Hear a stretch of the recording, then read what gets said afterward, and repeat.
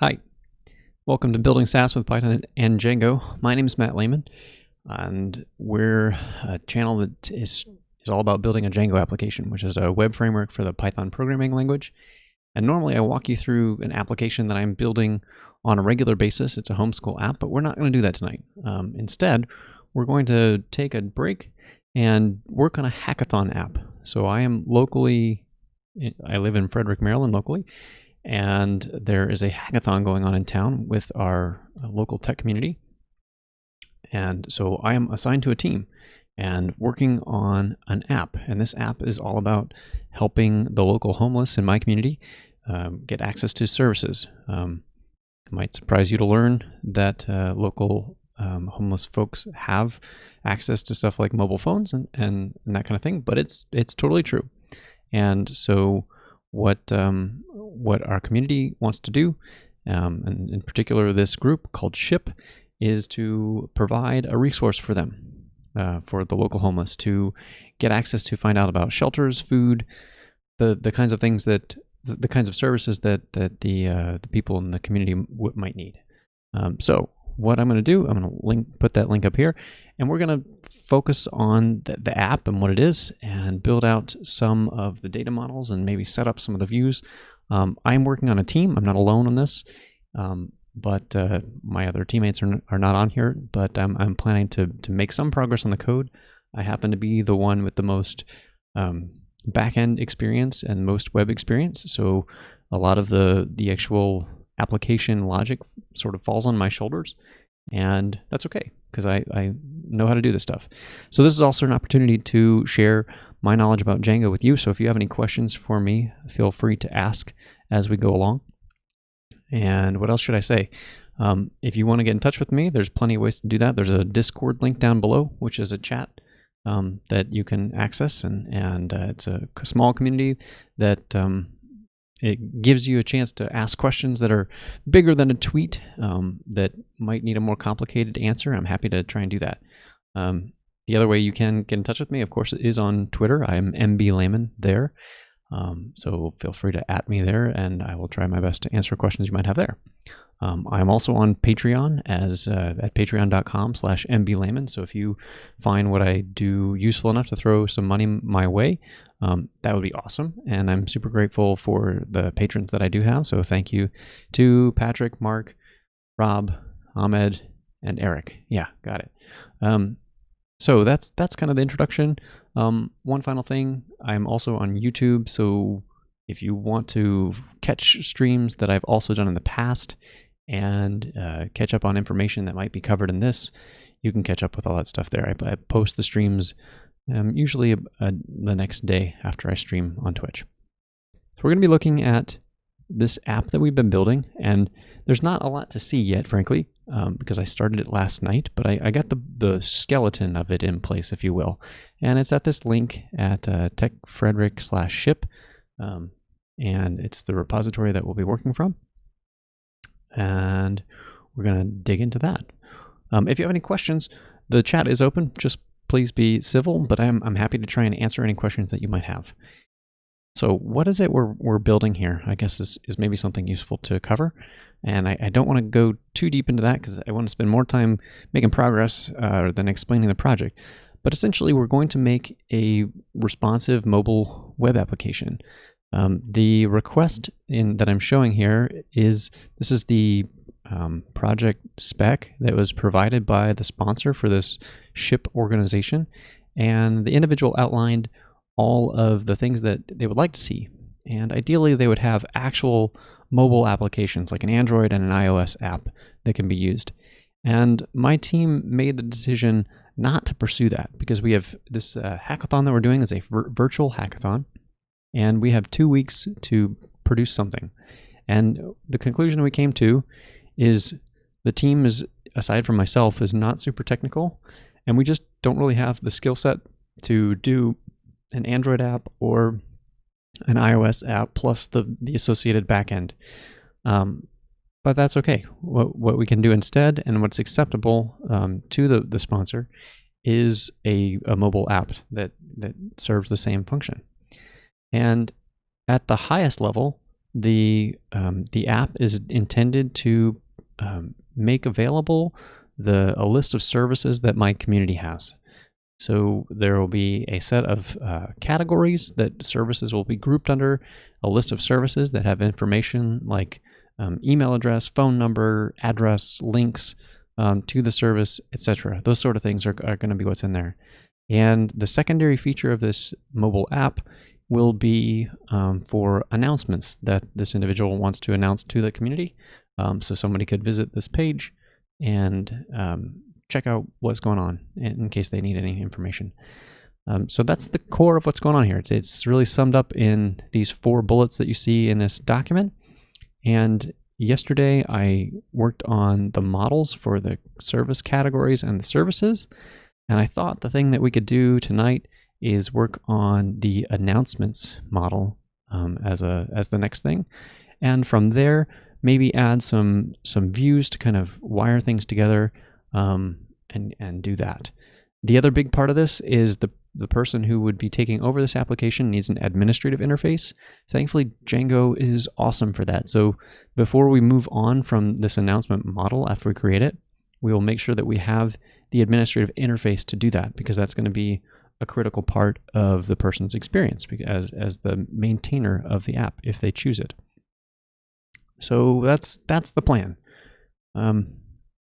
Now, from there, let's jump into the code and highlight what we can. I've got too many tabs open. Good grief. Get out of here. Okay. This is the code that I have thus far. I've got a basic test for a view, and here's the project URLs for this page. But this is not where we need to be. To date, there's a models file, and this is, again, what I put together last night. And it's not meant to be the most robust possible implementation of this. This is, again, something for a hackathon. So we're trying to get you something useful, but it doesn't have to be perfect. So I have to fight that temptation to make that perfect thing when something less than perfect is adequate.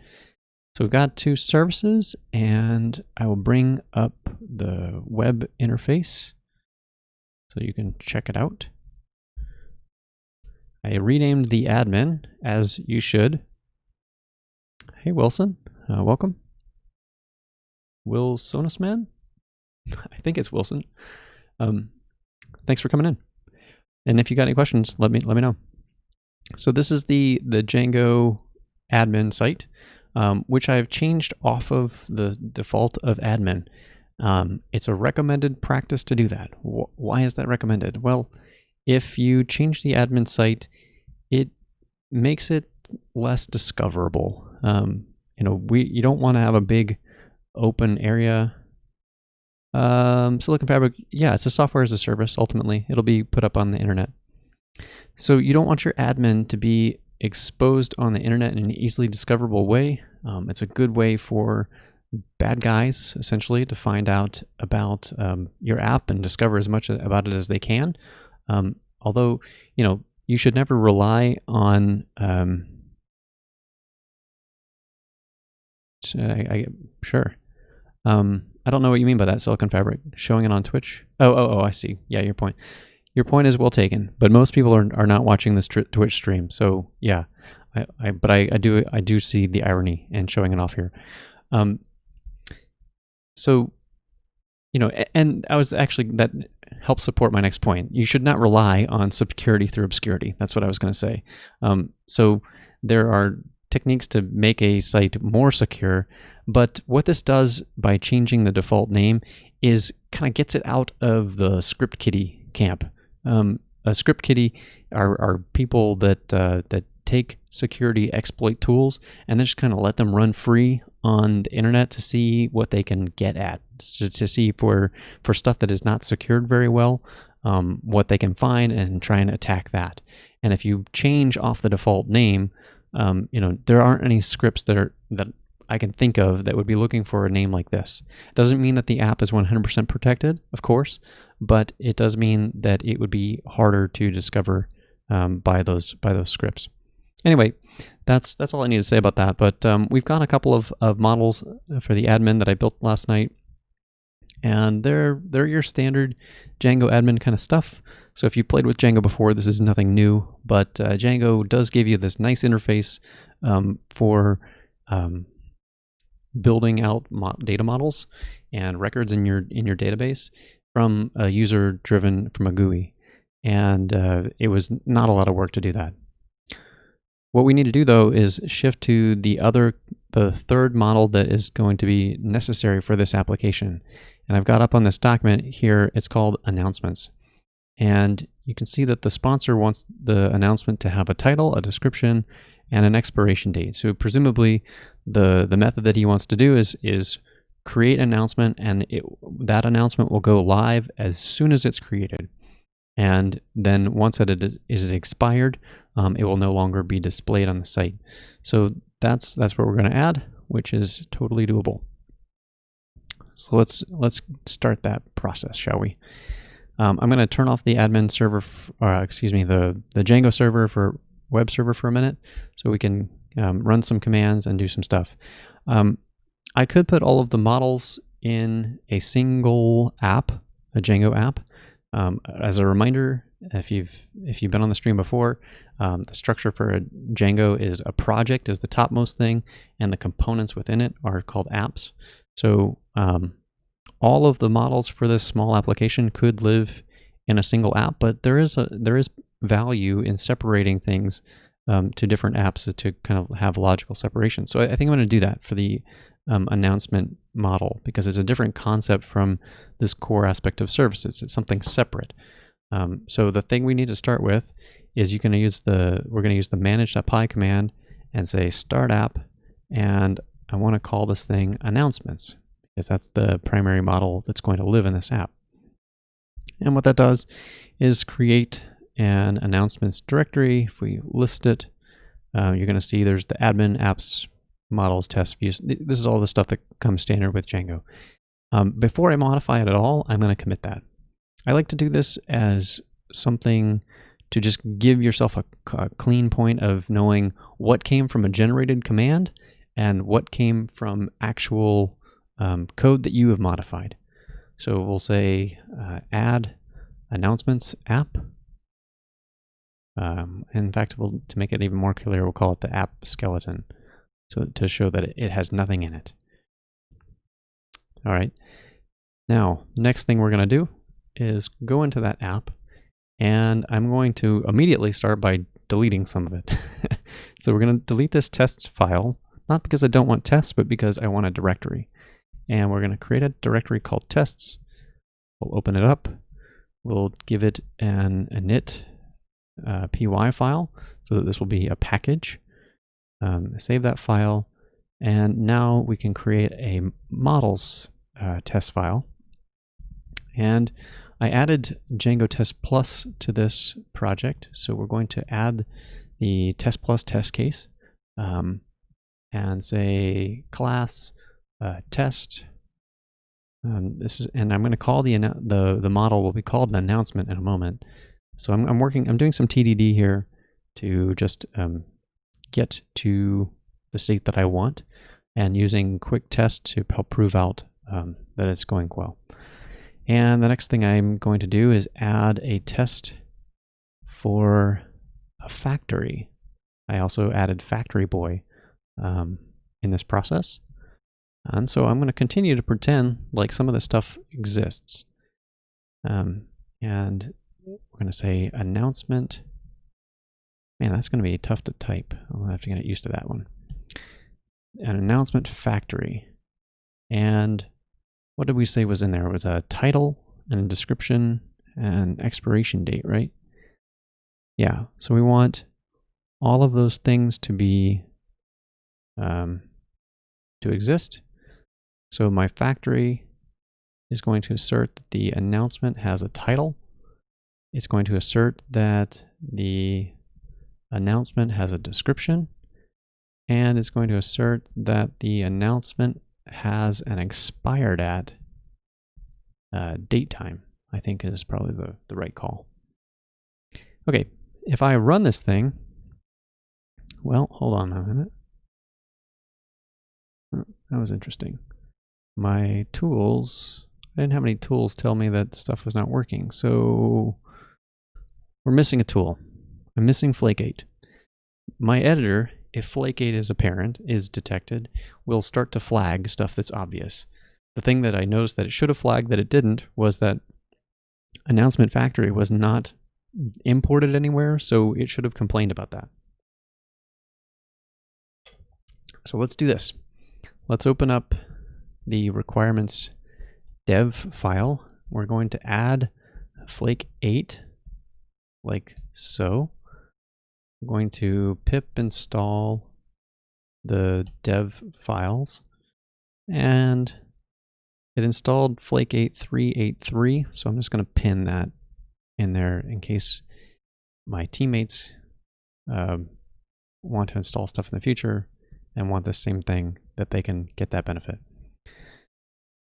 So we've now got Flake8 installed, and then if I go back into Vim and go back into that test models file, yeah, there we go. That's better.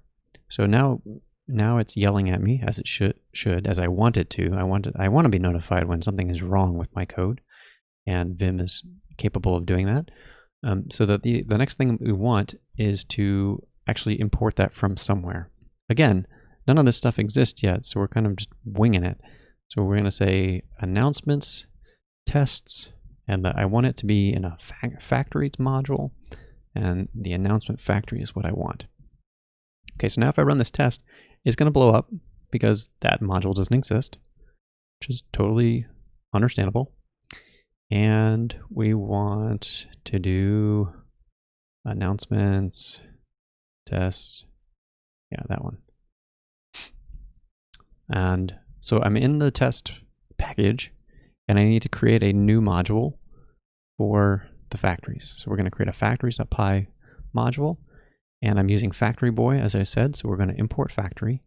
We're going to create a class that is the announcement factory, and it's going to come from factory, Django, and then it's the Django model factory is where factories for Django models derive from. In order to make this work, we need to add a meta, and the meta needs a model, and we're going to say announcements.announcement, like that. And this test should still fail because it's going to say it can't find the okay, it's pointing out something else that we missed. We haven't actually hooked in the announcements app, so we need to do that. So that was not the error that I expected, but it's totally a valid error because I haven't thought through all of the implications. So we're going to open up the settings file and go to the installed apps, and we need to add the announcements app. I already had the core app defined. So now we've done that. Now it should say can't find the announcement model. Previously it wasn't. It was said I couldn't even find the app because it wasn't installed. So we're finally equipped to define the model, and let's go to the models file. And I'm kind of, if this is overwhelming, I'm kind of going in like high gear tonight. I'm trying to go fast because I want to get as much done for this hackathon as we can, because we're supposed to deliver some version of this that is up for review next Thursday or Friday. So there's a lot to be done here. So I don't have a time to get really deep into stuff.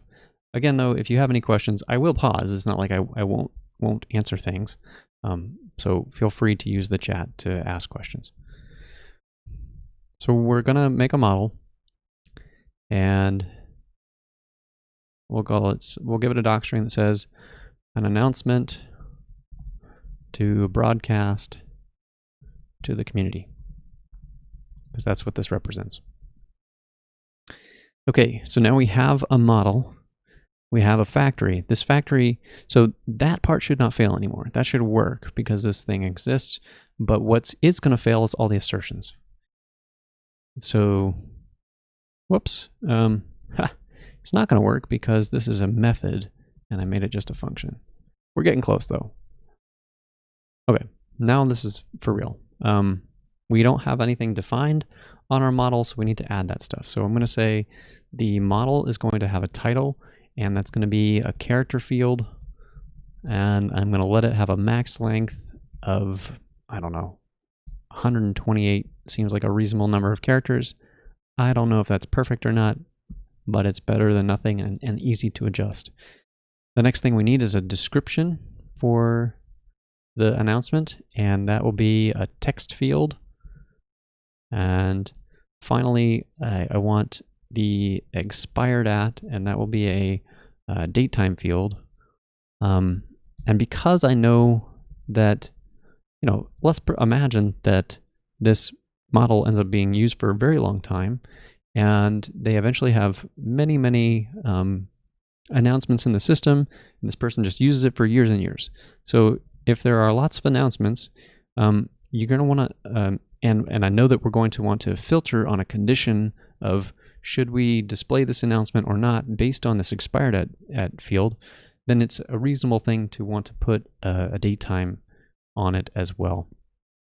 And I don't want to give it a default for any of these things because that doesn't make sense. He being the sponsor to this community, the director, sorry, that's the word I was looking for, needs to provide all that information for an announcement. So we don't want to let it be empty.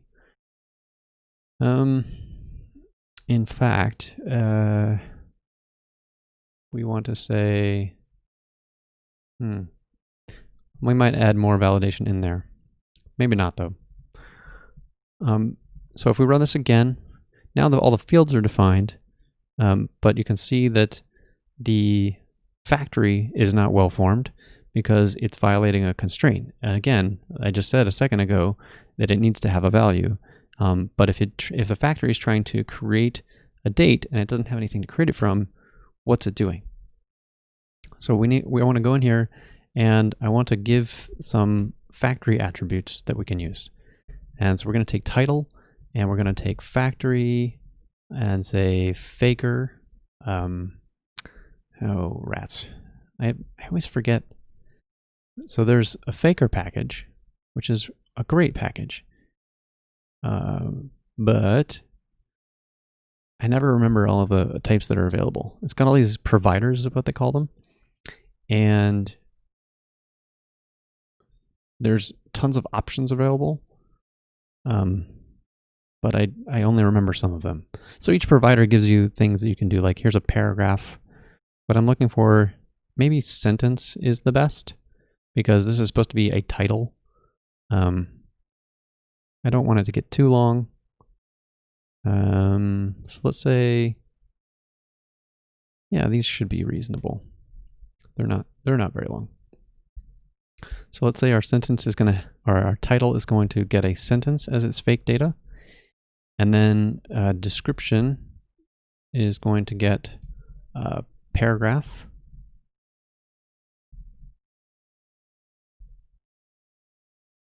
Okay, those two are there. And to confirm, if I flip this logic around, then we can run the test and you can see, whoops, description, oops, not factory. This should be faker. Still fails because we haven't done the expired at one yet. So we got to do that one. So expired at is going to be a factory, and we need a lazy function, I think. And I want to make sure that this lazy function happens at some point in the future. So we can't just pass in like a now utility. We could, but it would never show anything. It wouldn't be very useful.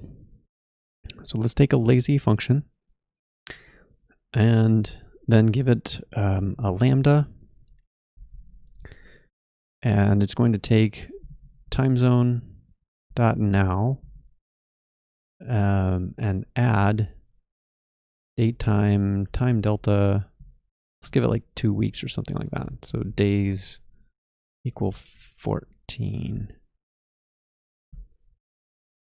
So that's saying that the expired at will be 2 weeks from now, basically. in order to make this work completely, we need to import a couple of things. So we need from, where is this place? Django. Oh, shoot. Utils. Import time zone, I think. And then from the standard library, we'll import datetime.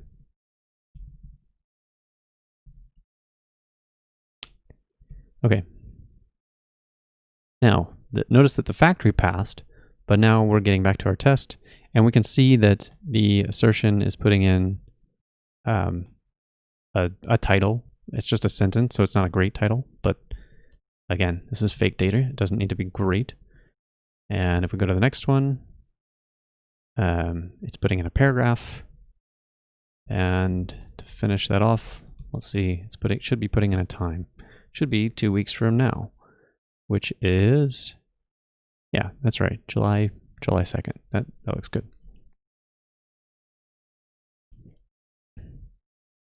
Okay. So that proves that the test factory works. It proves that the announcement is there. The other thing that we're going to need is, I know that the administrative interface, I want to be able to have, when you look at the Django admin, maybe I can show that better than describe it. If I come back over here and say run the server again, this might not work now because I have this extra model, but it might. Okay, so the name is here, and it's listed as shelters, and that's from the list display. That's something else. But when I bring up this specific instance, it's listing as shelters.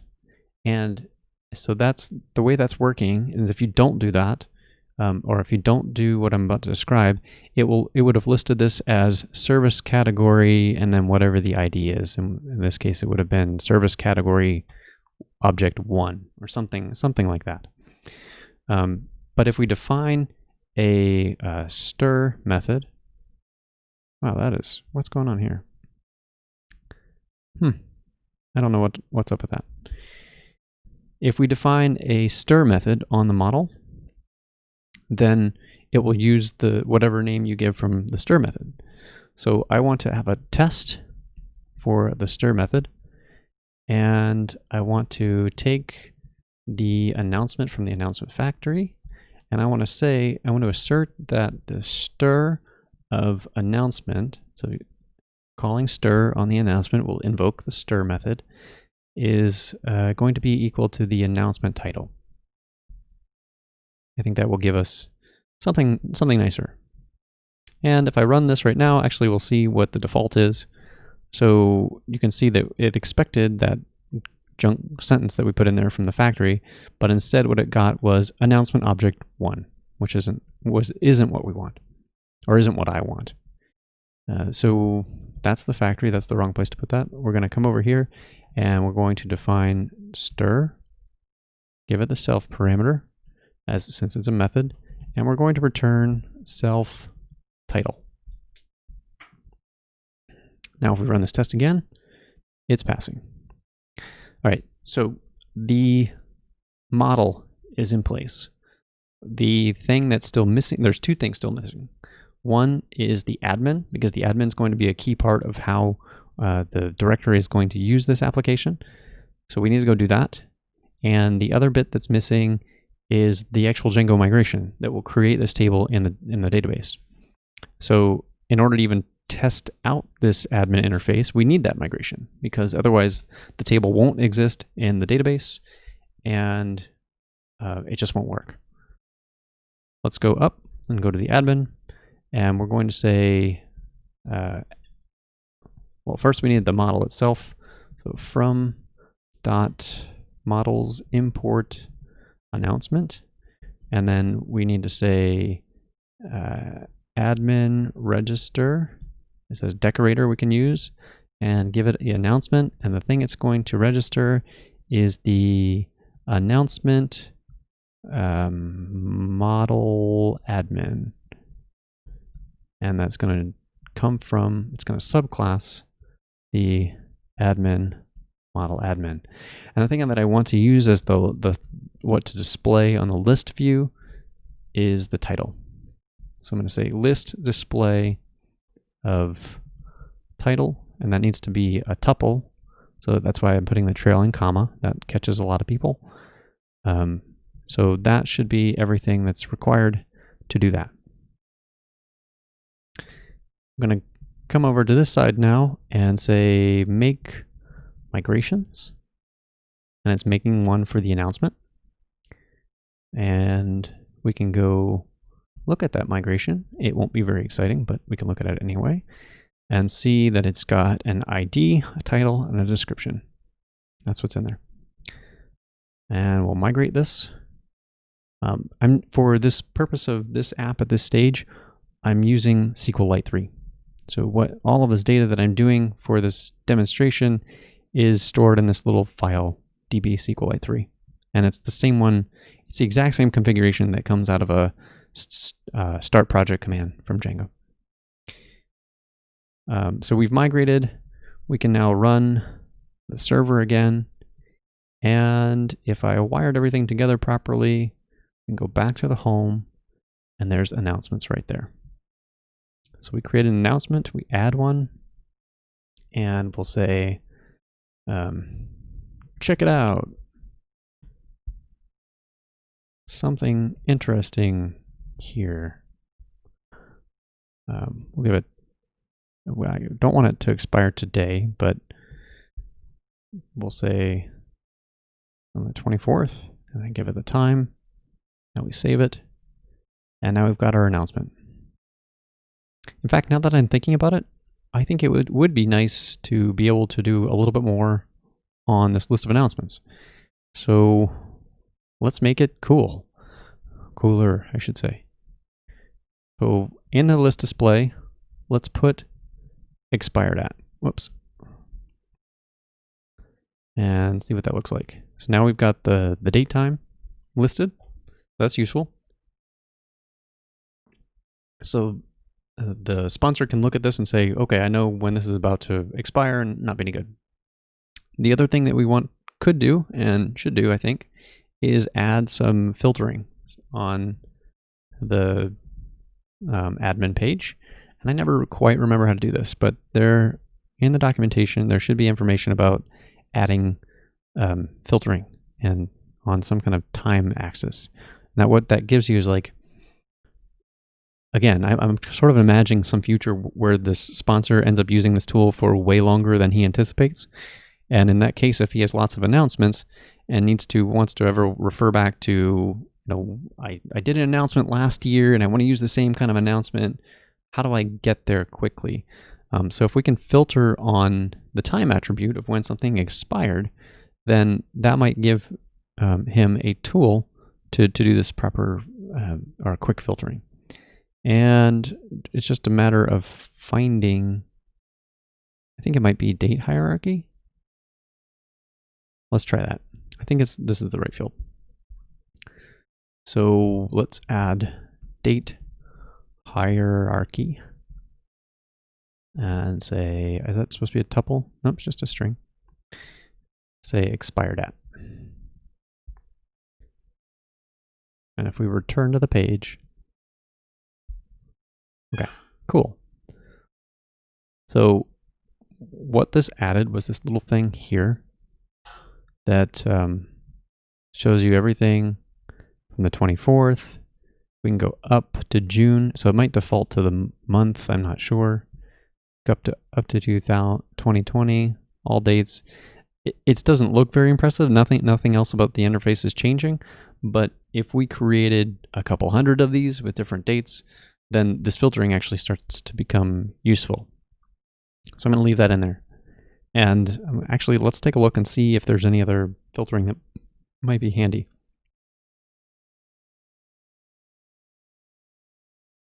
There's nothing that pops to mind, but you never know.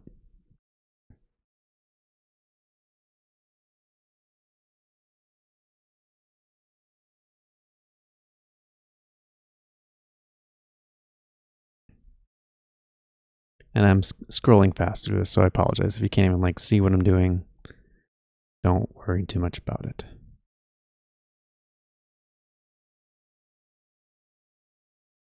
Yeah, like you can see, like this is a cool one, but we don't need it in this circumstance. So you can like add filters to the side. So if you have Booleans that you want to take action on, I really like that one, but we don't need it in this context.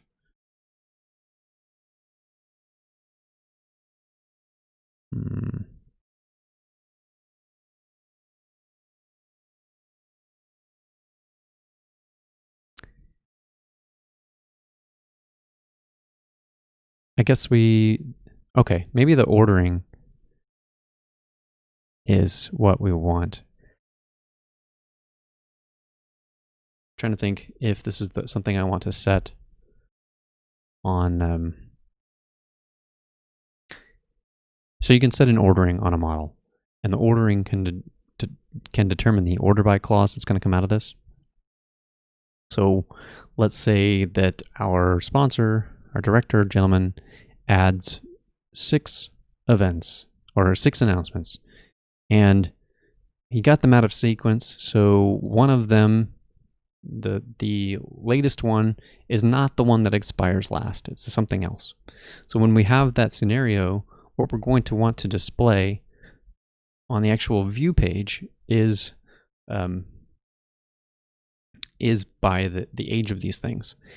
And in order to do that, there's a couple of ways. You can explicitly do it by adding an order by call to the query set, which will add an order by clause to the SQL query underneath. Or you can adjust the ordering parameter on the class itself, and that will change how Django interacts with that query, and every time it issues a query, it will do that ordering. Because I've added an index to this field, well, I don't know if the index really comes into play. So we want to go to the Django model meta is what we're really after, and find the ordering options.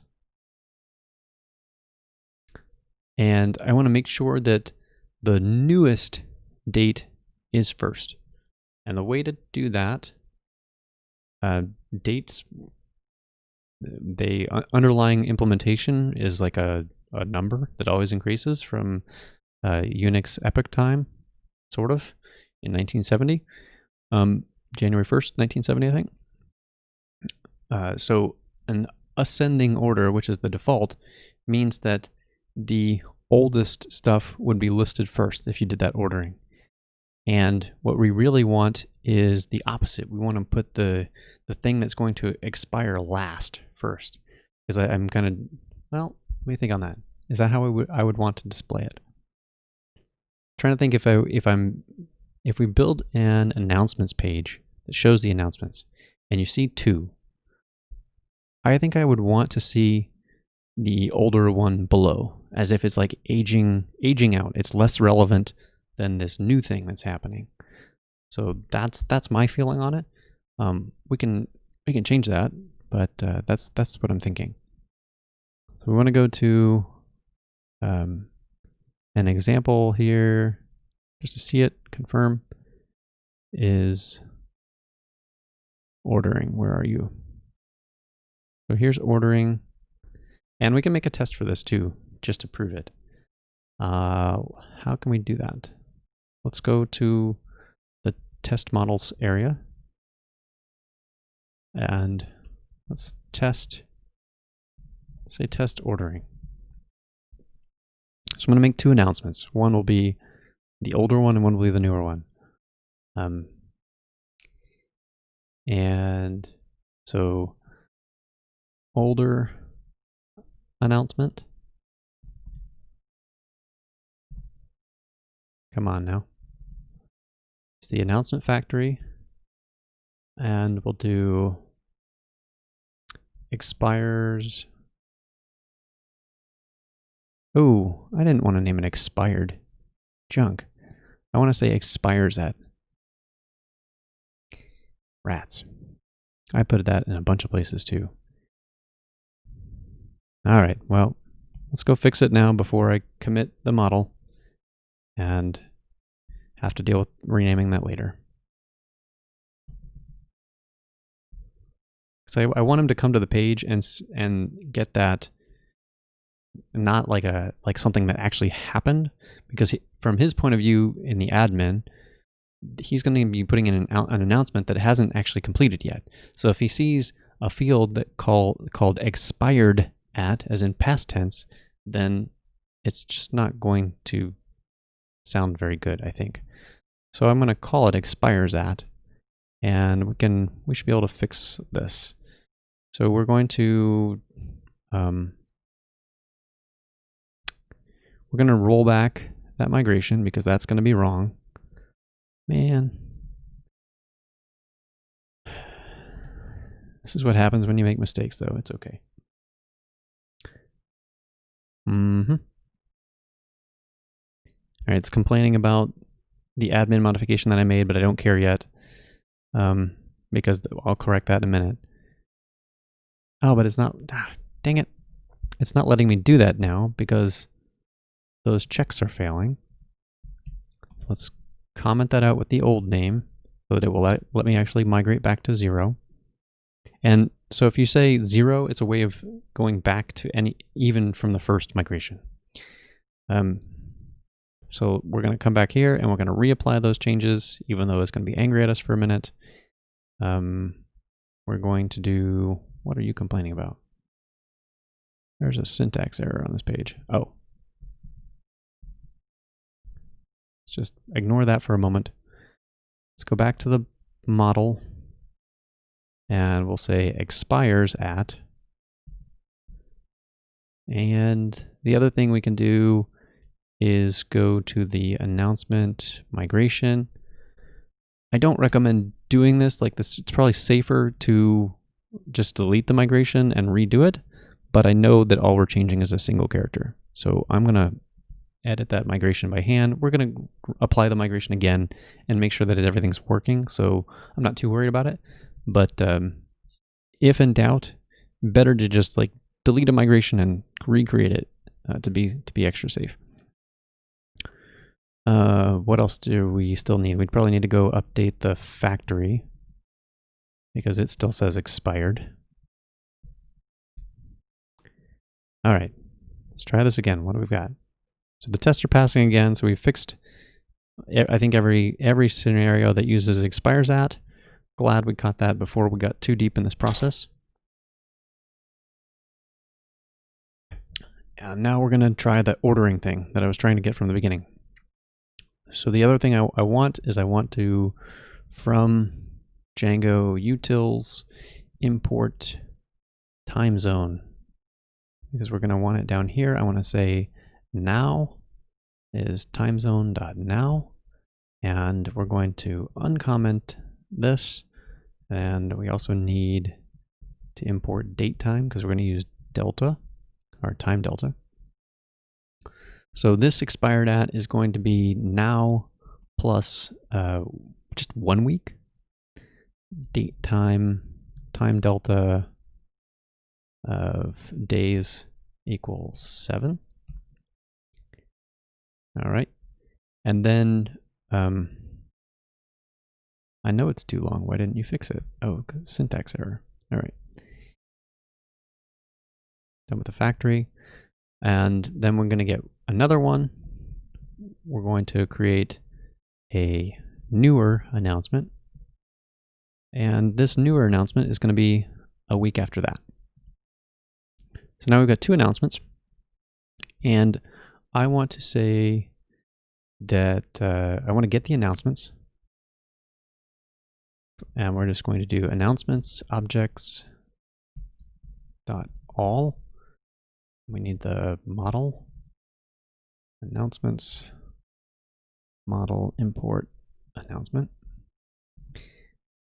So we've got those. And then finally, the test itself is to assert that the newer announcement is listed first. And if I think if I've got this correctly right now, it's going to be wrong. It's going to be the opposite. So I want to assert that the list of announcements is equal to newer announcement followed by older announcement. And I think there's one more that I want.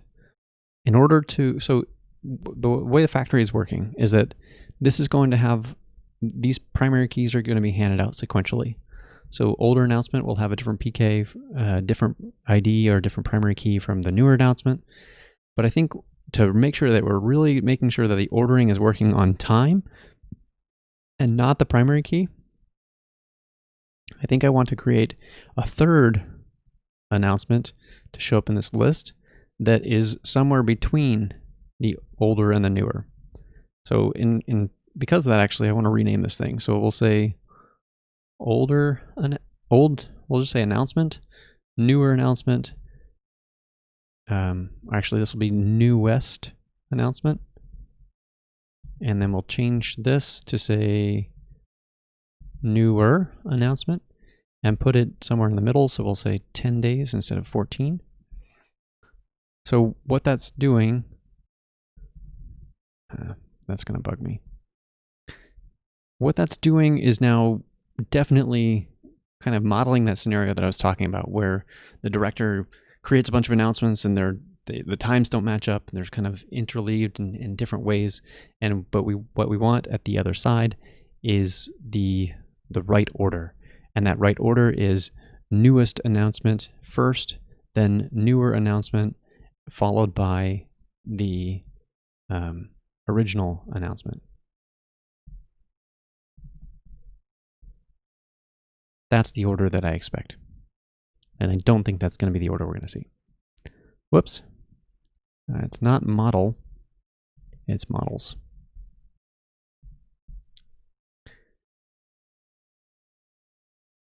Expired at. I did it again. I didn't actually fix these. So substitute expired with expires. That's probably going to bite me a couple times in all of this. So we're having a hard time really seeing all of that stuff. So let's give PyTest a little bit more ordering stuff.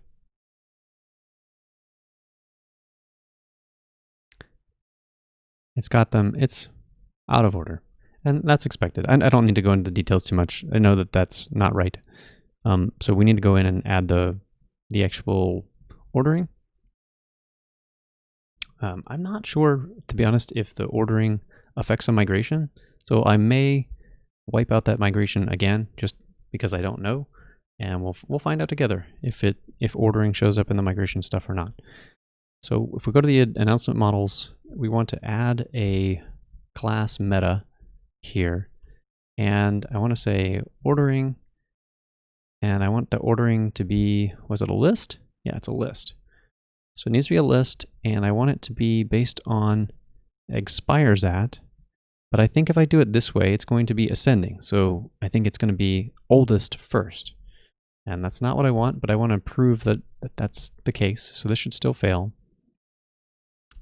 But what I really want is the descending order, which puts the newest, the one that's going to expire last, first. And that passes the test. So that's what the ordering does, if you haven't encountered that before. All right. And that'll be useful when we have a view and we just say, give me all the announcements. And it will just automatically put them in the right order, regardless of how they were created. What else do we need? Oh, migration. Let's come in here and let's delete that migration just because we don't know. And let's recreate it with make migrations. And now we can take a look at it. And good. Okay. It does put the ordering in there. So it was good that we deleted that migration, or else I would have gotten that wrong and messed up the migrations. And you don't want to mess up migrations. Now, let's run manage migrate. So we're back to having a announcements be applied to this database. But because we went back to 0, we dropped the table before. So that sample announcement that we made, even if we go back to this, even if we go back to the Django admin, that should be gone. It'll look like a blank slate again. So this check it out should be just disappeared. Yep. So we can say, check it out again. More description stuff. And we'll pick next week. Now save. I'm curious. Let's just make another one because we can. Another. More stuff. And give it a different date. Give it the 30th. Now. I don't remember what's going to show up on the hierarchy filter. That's really why I'm doing this. Okay, so it gives a couple of examples. So if you had a ton of data, you could filter down to like the day. I don't think that this will be super useful for him. I'm more thinking that it will be like looking at the years and all of that. And I don't know if you can see it, but if you look in my URL at the bottom of my browser there, you can see what it's really doing. The filtering is adding a keyword, not a keyword, a query string argument of expires at with year, so that what it will pass on to the admin will be a query that helps filter appropriately. I don't know where June went. Okay, and I'm trying to understand this myself. So how's this working? So to get June 2020, it's passing in expires at month and expires at year, and with a value of 6 and 2020 respectively. All right, cool. I think we're done with that bit. Let's look what we did. Actually, let's add all this stuff to the stage and then look what we did. We added an admin. We added a migration for the model. We added the model with the 3 fields that we require. We set the ordering on it, and we deleted that test file and created a factory for the model, and tested the model itself with a couple of important things, and added the announcements app and put in Flake8 for lint checking. So I'm going to say add announcement model.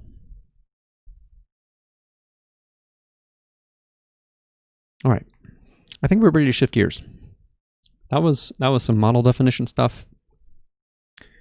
The other parts of this, maybe I should talk through like what I believe the team's basic vision for the app is, or really what's outlined by the sponsor. Frankly, like this doesn't have to be my vision. It's what this gentleman wants the application to look like. So there's a main page, and this is designed for a mobile view.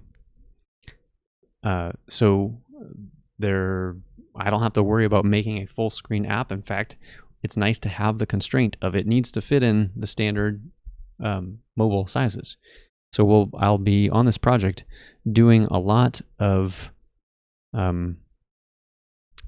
what will I be doing a lot of? I'm doing a lot of looking at it from the dev tools. Eventually we'll put it up somewhere. Are you struggling with test? What is it about test, Wilson, that is not going well for you? Because I can happy to explain more if you want more information on that. What I was saying though is that I'm going to be using the dev tools that are built into Firefox in my case, but this could work on Chrome as well. And there's a responsive design mode. This is what it's called in Firefox. There's a similar functionality in Chrome. And you hit this button and it will, let's move the dock to one of the sides so we can see this. It puts the app in a size that is appropriate for our browser. And what I've got here selected, I happen to be a Pixel 2 owner, so what I'm most commonly seeing is this. So we can design the template with this view, and that's the constrained space that we need to be in. So this project wants to have a main page, and this main page is going to have like 2 or 3 things on it. He wants a section for those announcements that we talked about just a minute ago. So I imagine that there'll probably be some like logo or branding at the top, and the summary of the announcements that people can go click to read more if they want.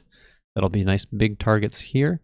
And then there's going to be the service categories like shelters, food, these sort of things will be some kind of buttons that would go here that would take you to all of the services for those categories. And then the only other element that exists on this page, or should exist on this page, is I believe a get help now or something kind of button that will dial 211. Something that I've never heard of. I didn't know this is like a service thing that maybe different local regions have for people who need help. But again, this is not my expertise, my domain. So I'm just going off of what my spec here says. So there's stuff about bringing up dialers, and there's all sorts of interesting aspects of how do you make a web page behave like a mobile app. And I've done a little bit of research already, and there's things you can do that will bring up dialers. It will bring up directions on maps. You can, what was one of the other ones? Bring up your mail client. You can bring up web pages, all this kind of stuff. Obviously, you can bring up web pages, but those things are built in there. So we've got that main page, that index page, and I'm not going to style too much of that tonight. I think what I want to do is build some of the other views that are going to be present. Not put a real template on them, but just have a view to point to. So another view that needs to happen is the service category. So like I said, food, shelter, those sort of things. So that's going to be a big button that somebody clicks on. And we can kind of work through the template that's there. Maybe one thing that I should do first is do a little bit of refactoring on the template, because I've got one index file right now that is the template for everything, and that's not going to work for sharing styles across these different pages. So let's start there, in fact. I've got this core index template, and I don't want it to be here. I want it to say, it's going to extend. So it extends, and the name of the template that I like to use as my base is base HTML. And the block that this template will have is what you can see here. I've already got it. I actually stole most of this template from my other project so that I wouldn't have to recreate everything that I needed. So I'm going to take out the stuff that goes in this content right now, drop it in here, and we're going to take everything that's here, all of this HTML stuff, and we're going to put it in a new file. So we'll delete that. We're going to create base HTML and paste it. So now we've got a main block, and if everything worked, then this reload, whoops, template does not exist. I just saved that. Oh, I see. Yeah, I understand what I did. I put it in the wrong spot. My fault. It's in this core directory, but it needs to be at the top level directory. So base HTML, put that here, save it, and then we'll delete it from this other area. Okay, so we're back to where we were. And we now have some amount of template inheritance so that if we make a new page, it can take from this base template and get the same advantages. So if we get common styling, all of that goes in the base, and then each page can be on its own. The other thing I want to put in here is like I said, these categories are going to be the buttons that we're going to click on. And right now I've got a single category in here that I called shelters for my test data. But I want that to be an href to the next page. And I'm going to give category name. So I haven't given it a value yet, but this should make it a link. So that's clickable, but it doesn't go anywhere yet.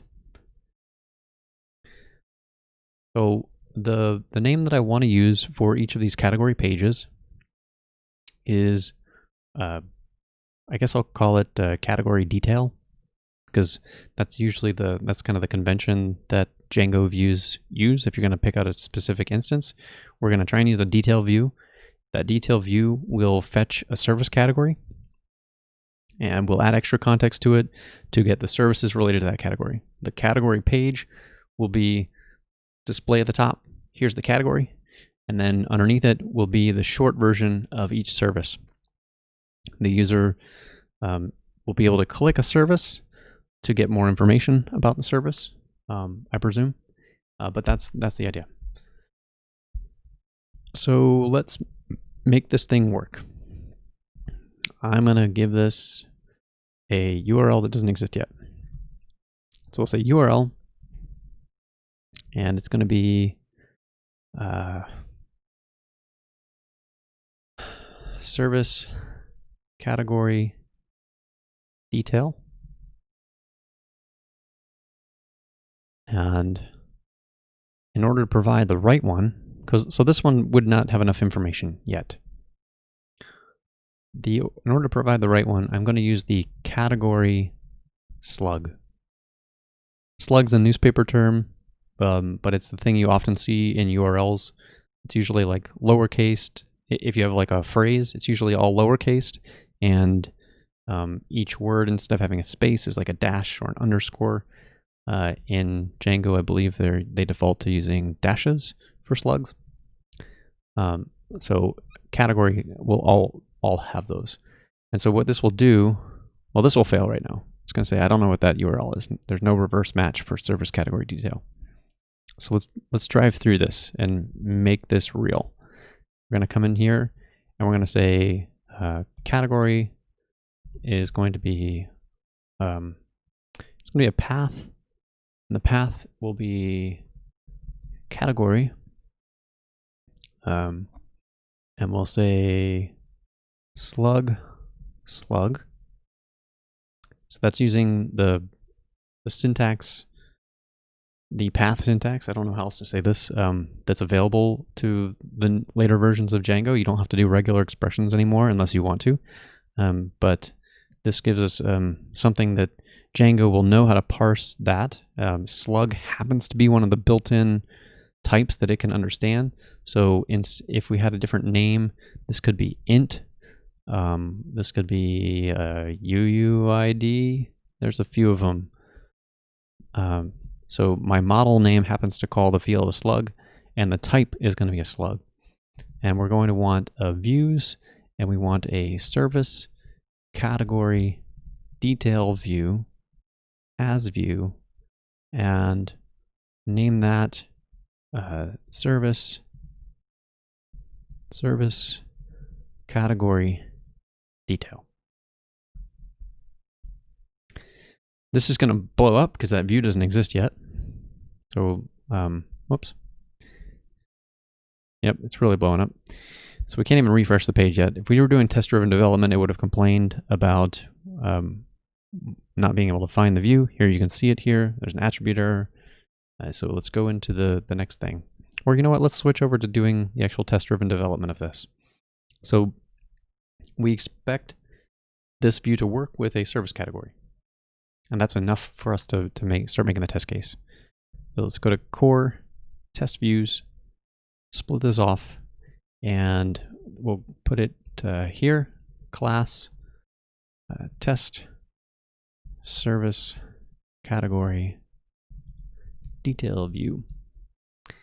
And that's going to be a test case.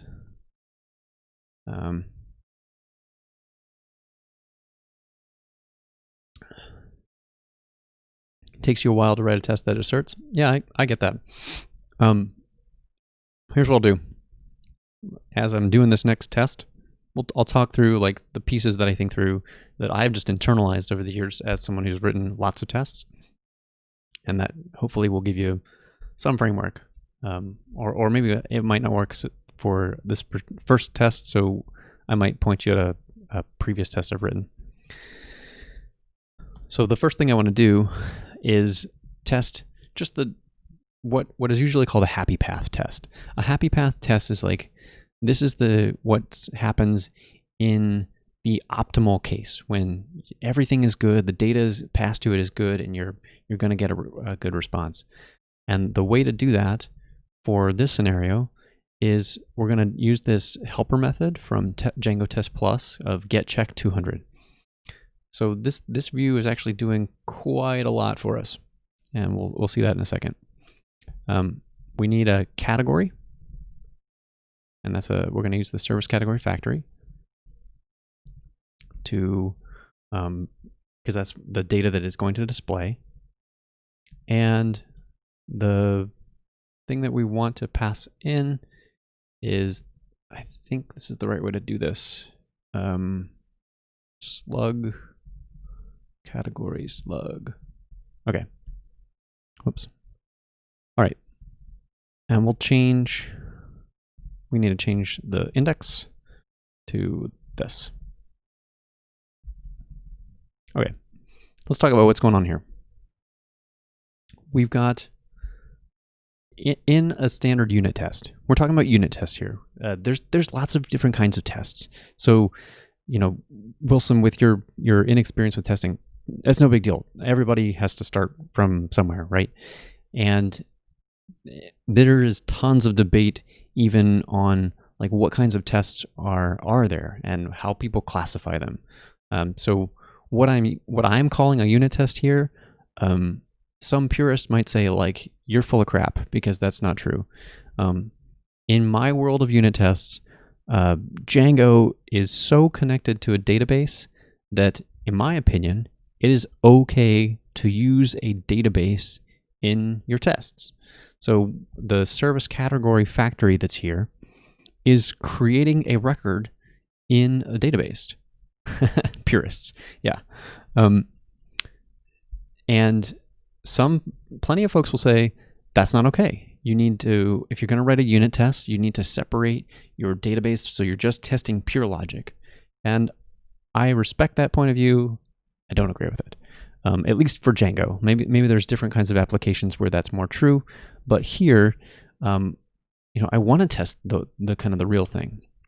So that's my definition for a Django unit test. It's a database. It's a test that uses the database and it's following a set of steps. So for me, a unit test looks roughly like this. It's test something, and it has to do three things. Well, I was about to give you the middle finger, sorry. It has to do three things. It has to arrange some test data, it has to act on something, and then it has to assert on that. So this is the AAA acronym that some folks remember, or helps some folks remember. It's the one I use. The other name that you might encounter for this is the same thing with some different labeling, is given, when, and then. Whatever helps you remember. I like this AAA one. It just works for me. So the arrange section is when you're setting up whatever data you're going to use for the test. So in this case, for this has categories, I need to have a category in existence. So I create one. The act part of the test says, this is what I'm testing. I'm running this code and I'm going to test something about this chunk of code. And then finally, the assertion is, okay, I just ran the code. Now it's time to verify the thing that I just ran and check something about it. In a function, like what's happening here is, we've got our chunk of initial arranged data. We're calling a view, in this case, the core index view, and we're getting the response back. And once we have the response, there's a helper assertion here from Test Plus that says, does the response contain the category name? That's what I wanted to check. I wanted to make sure that the categories appear on the index view. So that's the basic structure that I think of when I do any testing: arrange, act, assert. And I went back and forth on this for a while, but there's a couple other things that I think are helpful, especially if you're new, that might give your tests some structure and help make this more clear. You can leave these comments in. Some people do that. I don't like to have the comments in because I just have this pattern so ingrained. But what I do find helpful is, in most cases, especially if the tests are getting of any complexity, to provide some documentation string. And I tweeted about this a couple of weeks ago. I ran into some test on my other project, and I didn't do this with a documentation string. I just tried to give the test this really long name that I thought I was going to understand. And then a couple of weeks later, I was like, oh, crap, I don't remember what this was about. I wish I had more information. So, pro tip, give your test a documentation string. It might seem a little redundant, but that's okay. You'll thank yourself later. And then the other thing is, I always like to have my arrange, act, and assert have one new line between them, and that's not super helpful in this test. It looks kind of just spaced out. So this is the non-optimal case. But if we flip over here to my other project, and look at a test over here, then you'll see more stuff like, yeah, here's a good one right here. So there's a lot of data in this test that I had to do to arrange to get everything set up to go. Here's my act section. Here's my assert section. And because it was separated, I find it just is really helpful. So that's the way I approach tests. I hope that helps, Wilson. All right, let's get back to the test that we are actually working on. So here now that we have this framework in mind, here's the arrangement. I have a category. The thing that we're going to act upon is the fact that we can get a view. And I already see a typo here, so that test is going to totally fail. So we want to get the view, and test plus in this case is actually combining the act and assert into a single line. So, and it's doing that because it's a get check 200. The other way I could have done this is I could just do a get, and it returns a response. Oh, no problem. You're welcome. And then we could do response. I think it's like response 200 or something like that. Yeah. So this is the same exact pattern with that get check 200, but the get check 200 is slightly shorter. So as you get a little more advanced in your testing skills and you get more comfortable with this, like I can see this one, and it's such a short happy path test that I don't feel like I need the 3 split out of arrange, act, assert. Okay, so this is the whole test. And all that we're doing is we're checking, this is the happy path again. So a 200 is the response code, the HTTP response code that comes back when you have a successful page load. So if I run this, it's going to fail because there is no detail view. So that error that we saw earlier over here is still true. We haven't fixed it. So it's time to go fix it. So I'm going to come over to the views file, and I didn't have my linting tool on earlier, so it didn't inform me that this was unused. So let's ditch that. And we're going to need a detail view. And the detail view in Django takes, it expects that you're going to provide an individual record of some type. In order to do that, you have to tell it the model you're going to use, or specifically the query set. That's the Django RM to actually do the filtering. And it's going to read some parameters out of the URL. So we want to define a new class, and let's give it the service category detail view name. And it's going to be a detail view, as I said. And I'm for now, let's just cause it a pass. That should be enough to get over the error, and we'll see which error it's going to complain about next. And it's saying, hey, dummy, you didn't configure this correctly. It's missing stuff. It's not, I mean, Django is much nicer than I'm being. So you can set this in a number of ways. You can provide a model, or you can provide a query set, or you can override a get query set method. For our case, the thing to do is provide a model. In fact, we probably could have done that on the index view as well. Oh well. So we'll say service category, and that may be it. No, okay, we're missing a template. So this is, I called this last week, I called this error-driven development, where you're using the errors to shake out all of the stuff that you know you need to do, but you're too lazy to remember all the details. And this is a useful pattern. So we need to add a template, and that will, but we're clearly getting closer to solving this. So let's go back to the template section under the core, and we'll bring up the index file. And for the moment, I'm going to take the copy of the index file because it already extends base, and it was the name of the file that Django wants to use by default is the model name followed by an underscore detail HTML.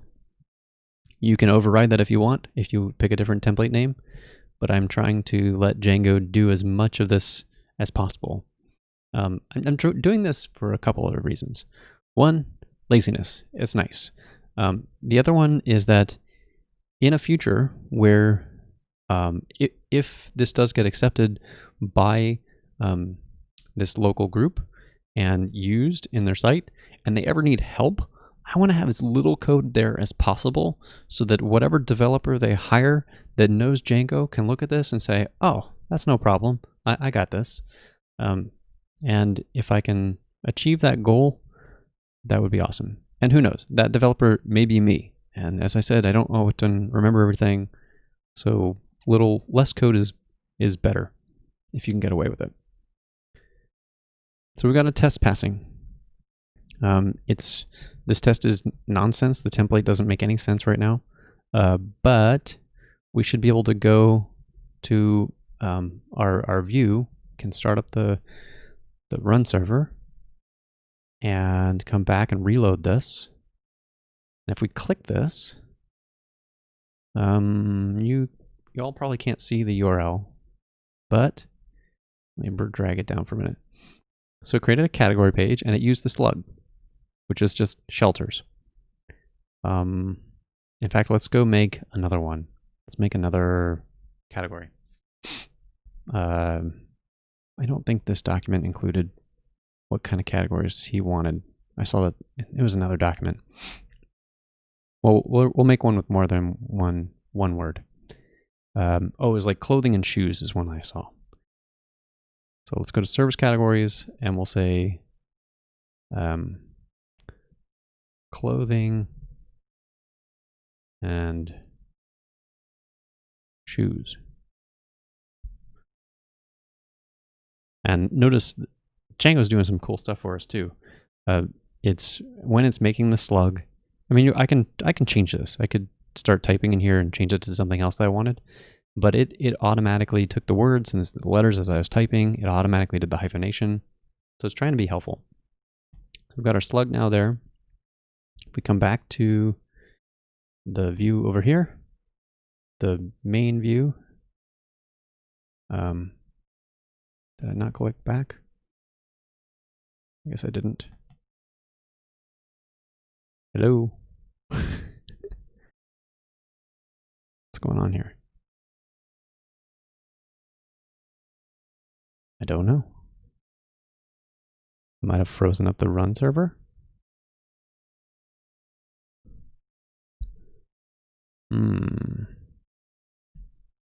Nope, whatever.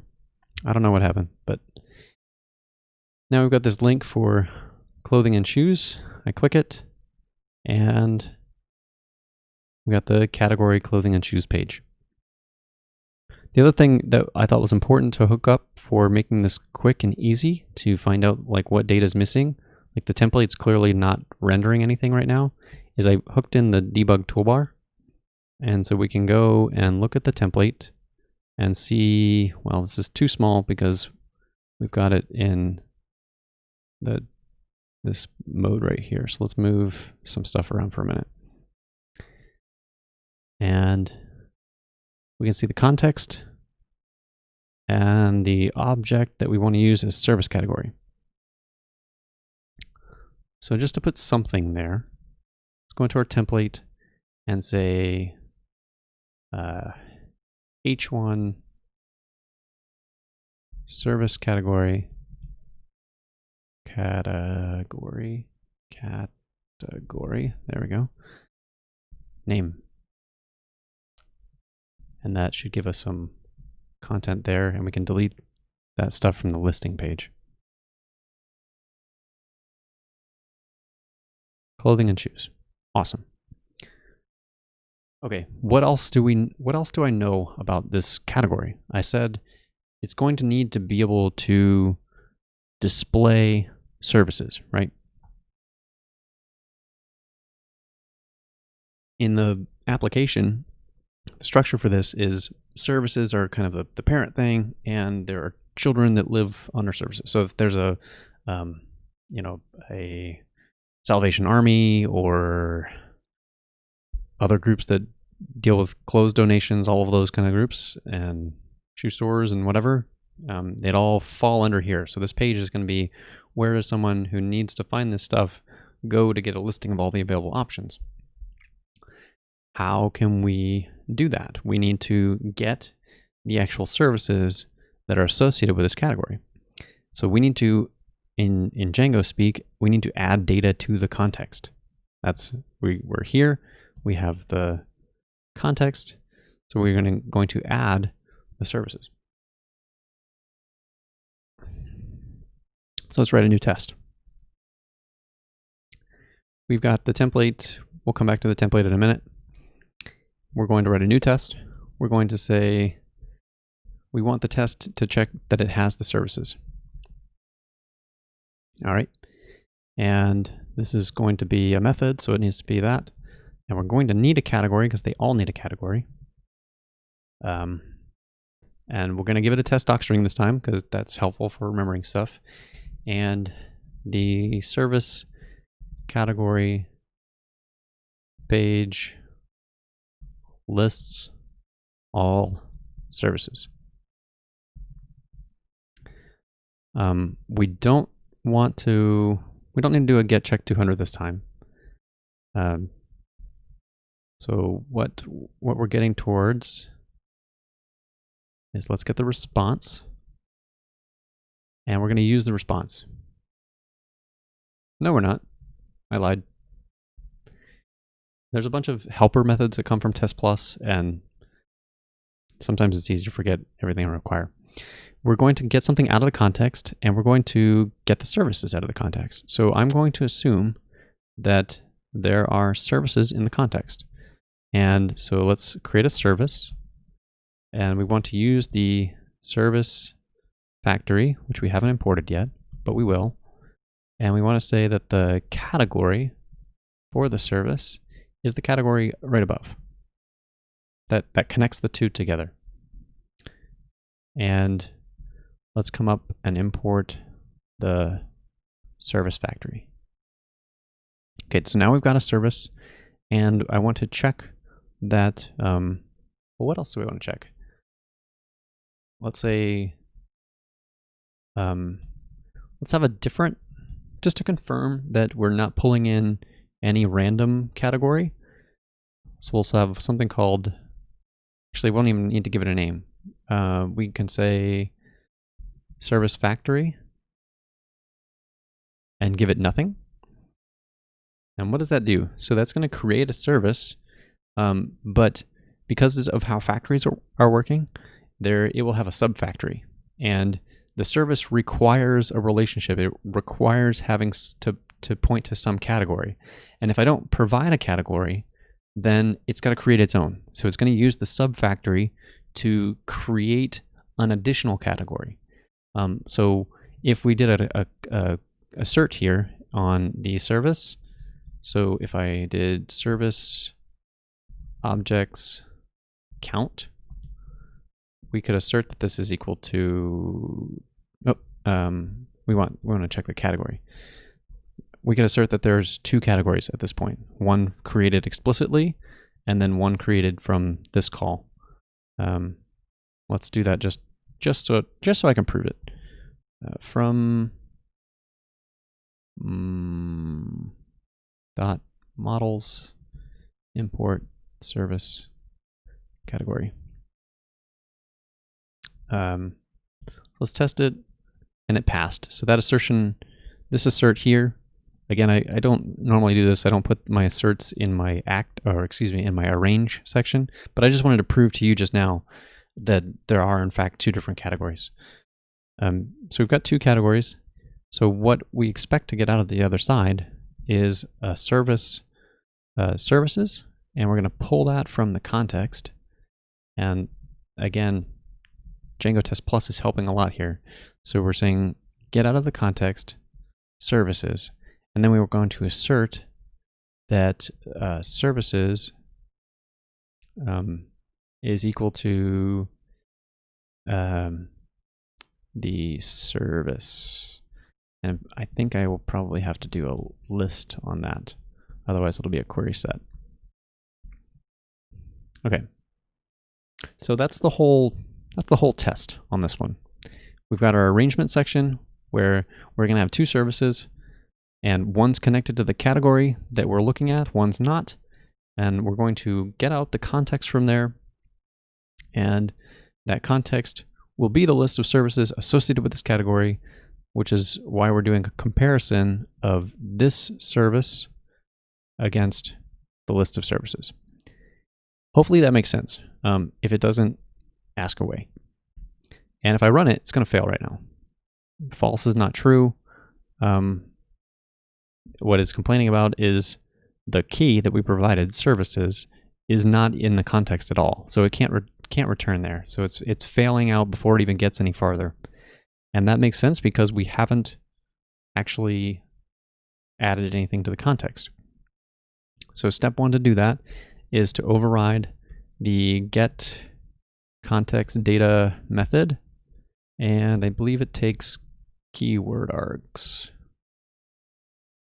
If in doubt, you may go to the classy class-based views site, which is something I use frequently.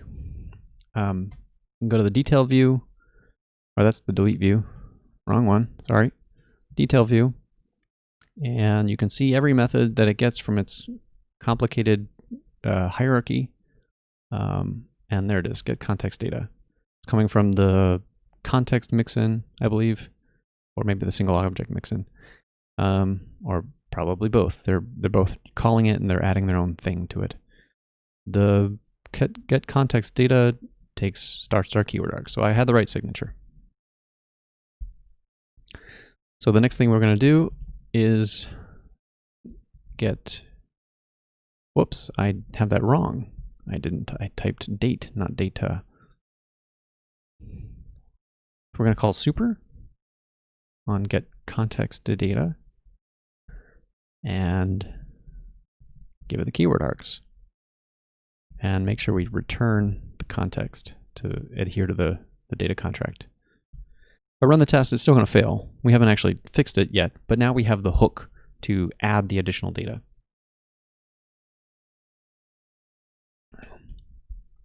And the next thing to do is to add the associated services. And so I'm going to import from the service. I'm going to say context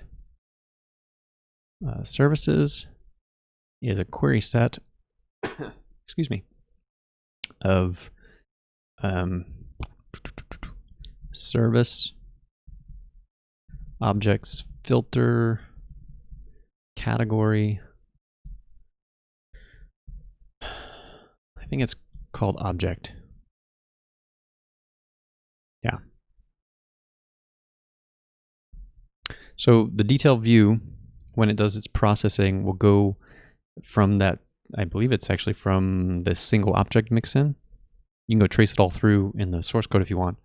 It will add if it finds a match, it will add that match to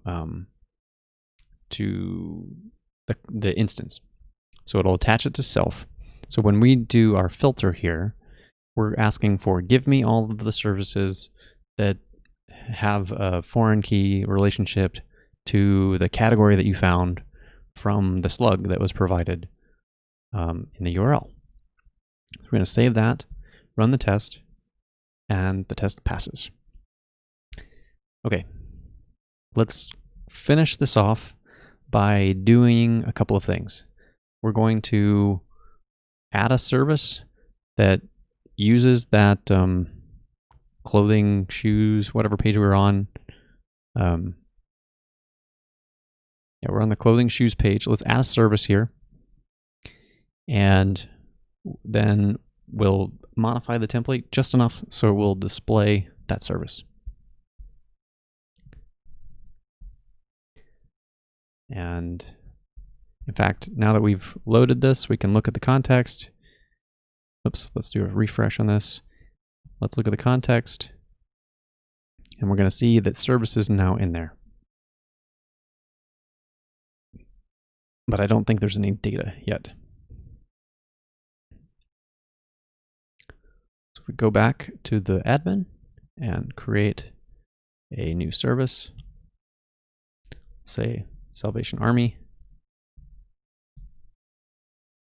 They have lots of stuff.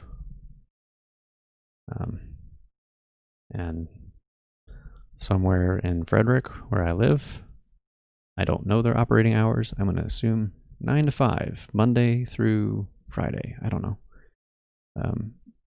555 867 5309.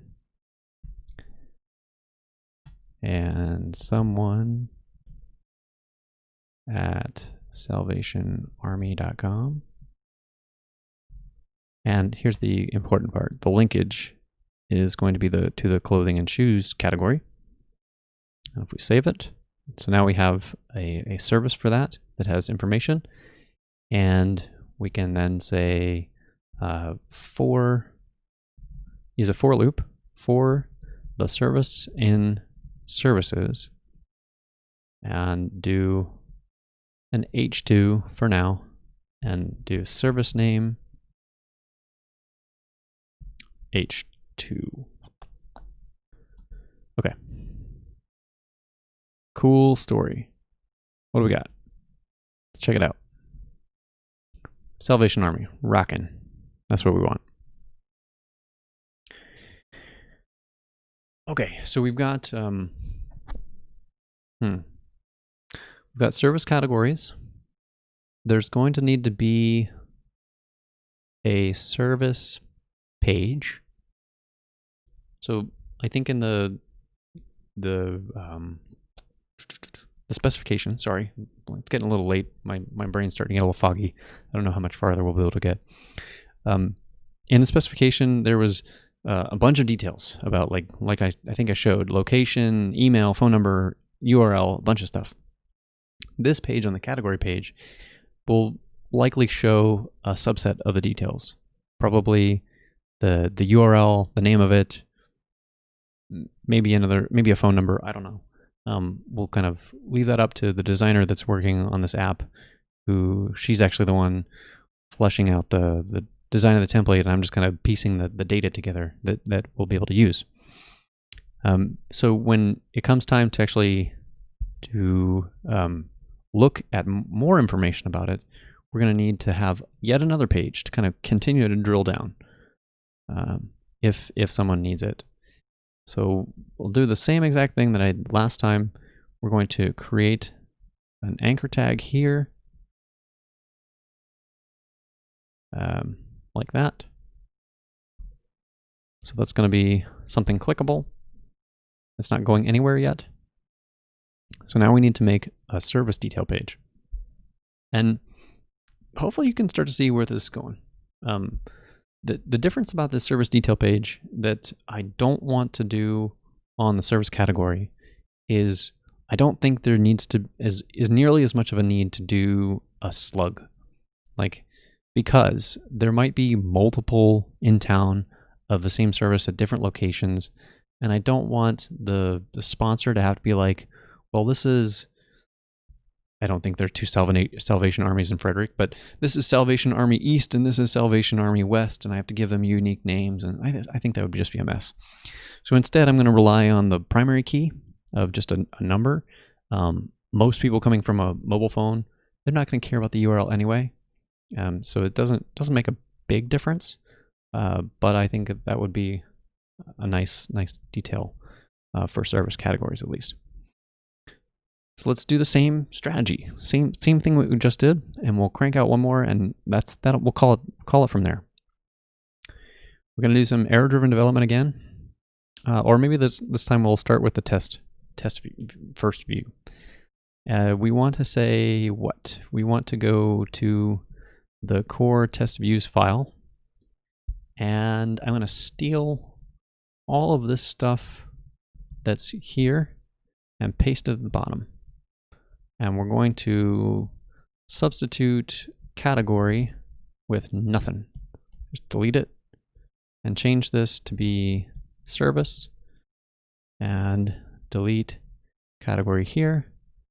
And this is going to be service.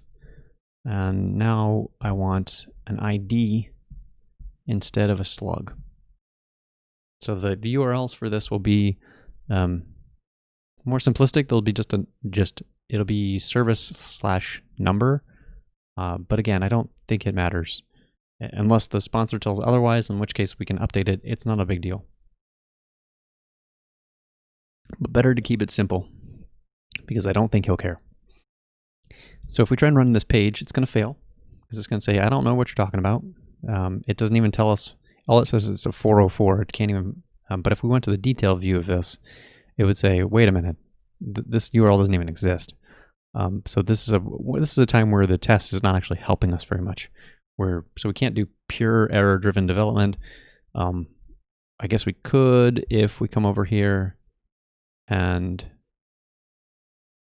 no, it's probably going to complain about stuff. So what if I try refreshing this page? No, it's not. That's not the issue. All right, well, it just can't figure it out. That's fine, because I know it's wrong. So we're going to go back to URLs. We're going to add a new path, and we're going to say this is going to be the service page, and we're going to go from the ID, and it's going to be an integer type. And we want the service detail view, and I want to give this the name of service detail. And oh man. All right, I need to go steal something from my other project, which has this configured already. Setup config. Yeah. In order to make Flake 8 play nicely with black, the tool, you have to do a bit of configuration. So my editor is complaining right now, and that's just going to drive me crazy. So I'm going to fix this quickly, and then we'll get back to what we were just working on. So I'm going to create a setup CFG file. I'm going to paste in that stuff from the other project. And it's just saying like, hey Flake 8, make your max line length match up with black, and ignore these error types that black disagrees with you about. And to finish that off and make it apply for my Vim, I need to quit out of that. Sorry for the detour. Such is life sometimes. Okay, so we're not using the service category. That was just for me to prove the assert thing. Okay, now we're down here for real. And it says, hey, I don't have that view. So we want to go back to the core views. And I want to take this view and drop category and drop category. Okay, try it again. Oh, I got it backwards. So you must. I forgot about this. This is. Earlier I said on the URLs section that you list the variable first and then the converter, but they were both named slug, so I made the mistake. So really, it's the converter first, the thing that the type that Django expects it to be, and then the name. That's what it was complaining about. And now it should complain about a template missing. What are you complaining about? Generic detail view must be called with either an object PK or a slug in the URL conf. What did I do wrong?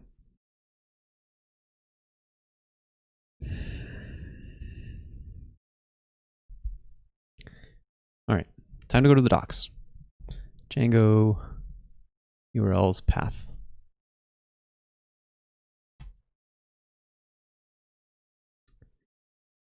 Okay, so it definitely is, like it says, converter first, then the variable. ID, that should be right. So what are you mad about here, Django? PK. Oh. It wants PK instead of ID, I think. Is that what you're doing? Yeah. Well, no, but that should have... Now I got it. Okay. I'm getting there. Sorry, y'all. So we're going to pass in the PK. It wants that. That's just a convention that it wants from the detail view. The reasons that it wants PK are very specific to the framework, I think, about you can have like ID doesn't necessarily have to be a primary key. You can have other kinds of primary keys, yada, yada, yada. You probably don't care. And now it's complaining. Now we're getting to the thing that I expected. The template is missing. So let's go to the core service detail template. Let's take this stuff. And now we're going to do the exact same thing. Service detail HTML. We'll paste it in there. And we'll do service.name. Come down here. Great. And if I wanted to check more on this, like if I cared about the content that was in this view at this point, there's I could do self assert contains, but not container, contains, and then give it response, I believe, and service name. In order to make that work, it needs to get the response. And I could test that. So I could test the presence of things. But for example, if I checked on location, it's going to say I can't find location in there. And that's because I didn't put it in the template.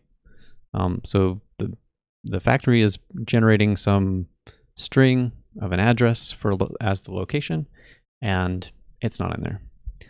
I'm not honestly that interested in doing those kind of assertions right now. Maybe someday I will, but not right now.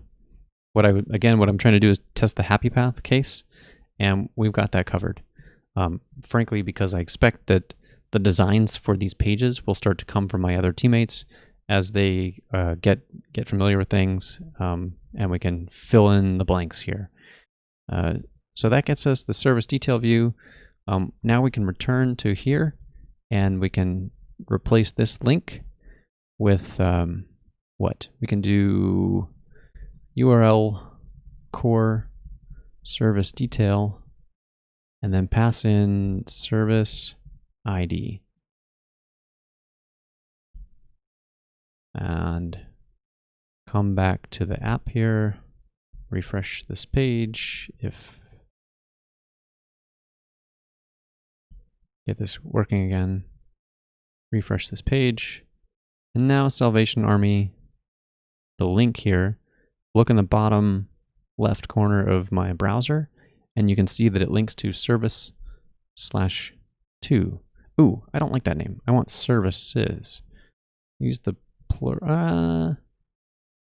Well, is that what I want? I could have this be the plural, but then I kind of don't like the plural of categories. I don't want it to say categories shelter.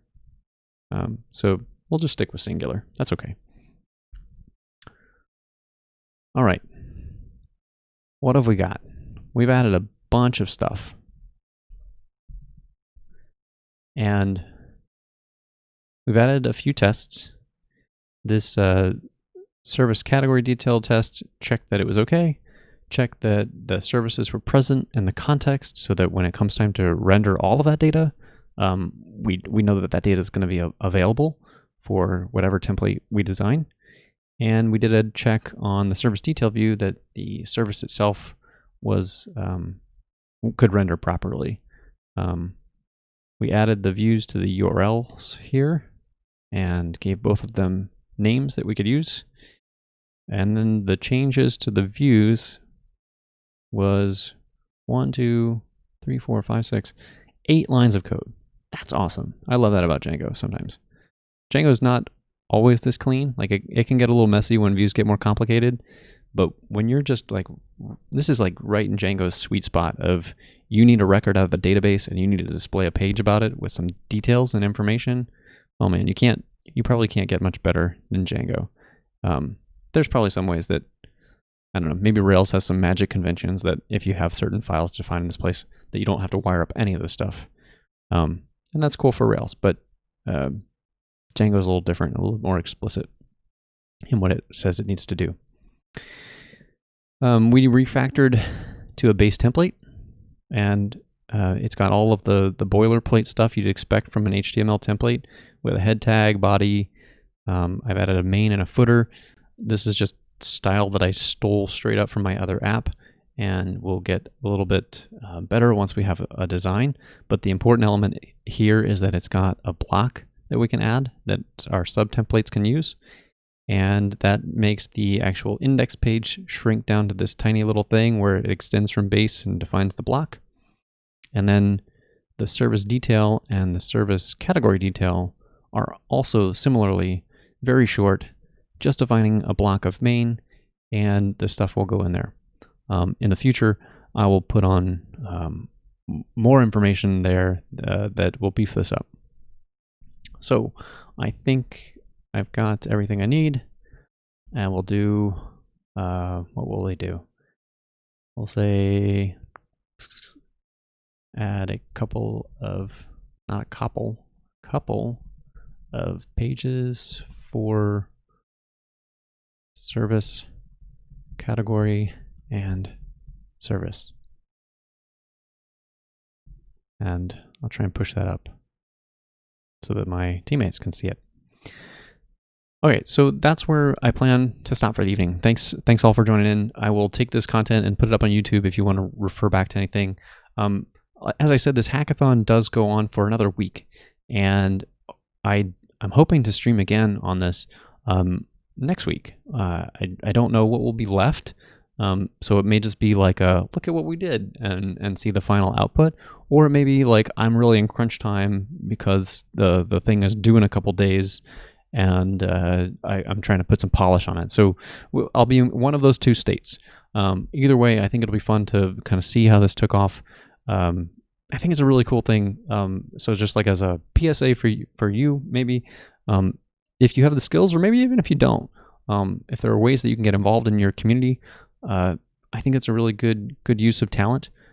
There's tons of things that communities require, and or not require, but would be made better by if we had software to help solve those. Like software is the gigantic lever that we can apply as technologists to help make the lives of people better and help connect people with the services they may require. If I can connect even a single homeless person with a shelter they need for a night, that's a win for me in this whole project. So it's an opportunity to work with, if you have hackathons in your town or city, it's a great chance to work with other technologists who have similar interests or passions to help your local community. So I would highly recommend it. Thank you all for joining in. I will post this stuff up on YouTube. If you want to follow me on Twitter, I'm MB Lehman. If you want to like or subscribe here on Twitch or over on YouTube. I would appreciate that too. But appreciate all for joining in, and I'll bid you all good night. Take care.